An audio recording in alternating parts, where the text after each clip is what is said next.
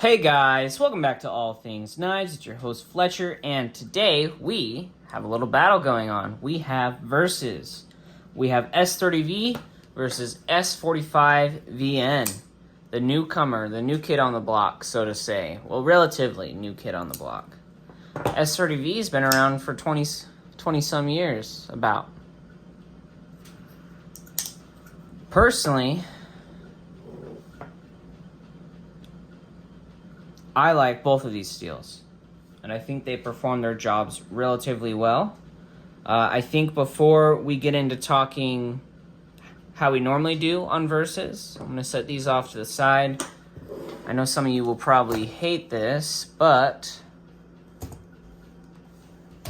got a little comparison chart here for y'all, okay? Zoom in a little bit. So the gray is S30v, and the blue is S45vn. So as you see, their carbon levels are exactly the same. S45vn is going to have more chromium. Their moly levels are the same. S30v has actually a little bit of tungsten in it, slight amounts. And then S30v is going to have more vanadium over S45vn, about a 1% difference. And actually has more nitrogen, despite the fact that S45vn is advertised as a nitrogen steel. But what you see here is actually the addition of niobium, which will form niobium carbides. Although I'm not sure if there's enough in there for it. But if it does, those carbides are really hard and will boost the edge retention. And then you've got manganese and silicone, but I think those are just byproducts of the other mineral additives in S30v. So as you can see, they're very, very similar, but there's slight differences, and those slight differences do translate into the steel. So let's get into talking about, basically through my personal use, how these two stack up to one another, okay? So, in terms of budget and affordability, the actual price of these steels is very similar. But in terms of the knives you're able to get it on and cheapness, S30v is going to beat out S45vn just about every time. Now, in terms of, machining, they're going to machine very similar. These steels are very, very similar to one another. So in terms of the cost for the manufacturer, about even. But cost for the consumer, bug out's going to be up one. In terms of ease of sharpening, they're both very similar, but because S45vn tends to be ran a little harder, I actually find that it comes up a little crisper, and the the stone progression, the grit progression that you go through with S45vn actually reminds me a lot of 154cm, and I really like that bit of stone progression and the grit and the way it feels through that transition state. I really like the way S45vn does it, and not really so much in the way that S30v. I do like, they both take a really toothy edge. I do think that S45 drops back slightly better, but they're both super similar. So really the only edge I would give S45vn is because it's the harder, it deburrs a little easier, because I've had soft S30v and it is just gummy on the stones. This feels a lot better because companies like Spyderco, they run it harder, and so it just feels better on the stone. So cost goes to S30v, but in terms of sharpening, I would actually give it to S45vn. Now, in terms of edge retention, they'll feel really similar, but in terms of the testing I've seen, you do actually get a little bit longer life out of S45vn, so edge retention will go to S45vn. But I bet you if S30v was heat treated at the same Rockwell, it would be pretty dang close. If not, S30v might have an edge over it, just because of that increased vanadium. But in terms of production, S45vn does better. So we have cost, sharpenability, sharpness, edge retention. Corrosion resistance, I really haven't had a problem with either of these steels. They're both great, just mid-grade stainlesses that do their tasks really well. Now, in terms of toughness, I like S45vn a little more. I've done some sketchier stuff with S45vn, and I I haven't really had it chip out on me, although I did have one Spyderco. It was the Sprint Run, an S45vn, and I don't know if it was a burnt edge or something, but I cut into a plastic clamshell, and I either hit the knife that was in there or something, and it just blunted the tip on it. So in terms of toughness, I prefer to give it to S45vn, but I don't know if I've ever had that happen with S30v.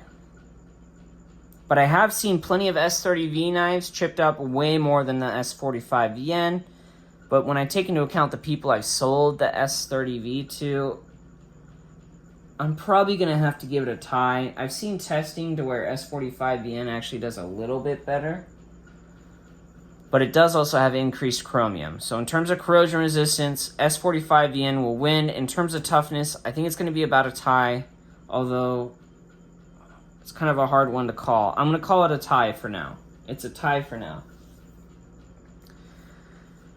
Now, in terms of the knives these are on are completely different. You know, S30v, I mean, there used to be S30v on the PM2, which will kind of be a good judge on how these do. I think in terms of the heat treat and the actual performance you get in production, I think S45vn performs better. But heck, I've gotten 62 Rockwell S30v, and it reminded me a lot of the S45vn. So I think these are two steels that are very evenly matched. And that just because the production protocols for the S45vn are a little better, I think you're just going to see better results out of this S45. Same thing for the S35. I think you're just going to see better results out of the S35vn because they pushed a similar steel to a higher Rockwell. But in terms of a cutlery grade steel, that's what you want. You want a cutlery steel that is easy for manufacturers to heat treat to a higher Rockwell to maintain. If you notice, a lot of manufacturers that used to use S35vn immediately switched to S45. Or not immediately, but very soon after. Chris Reeve knives, Spartan Harsey knives. Spyderco switched from S30v to S45.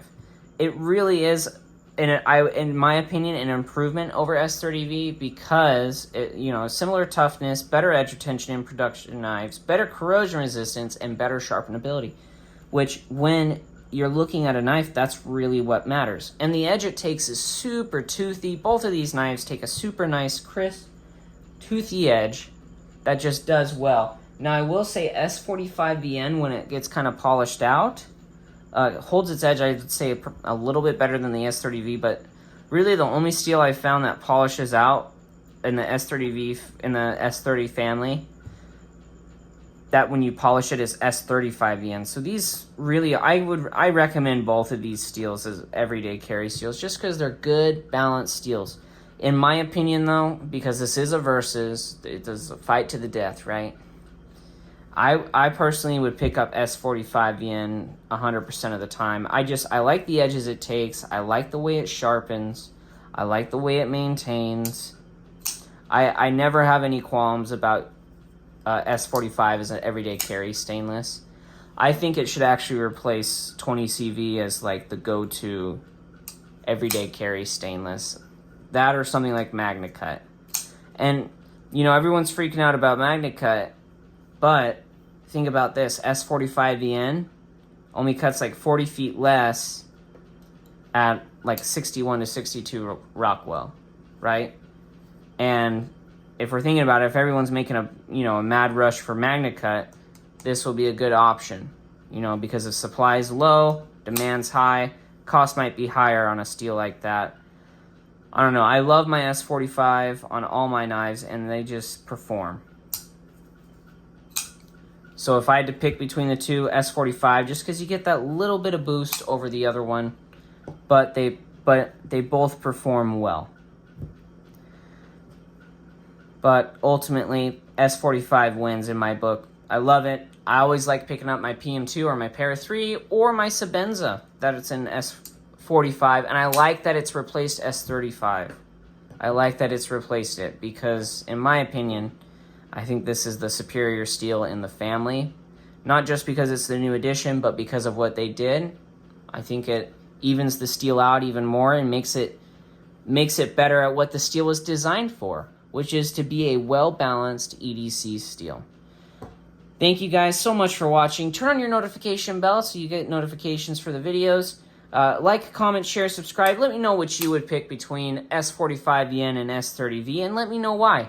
And I'll probably respond to you too. I always like starting a conversation down in the comments.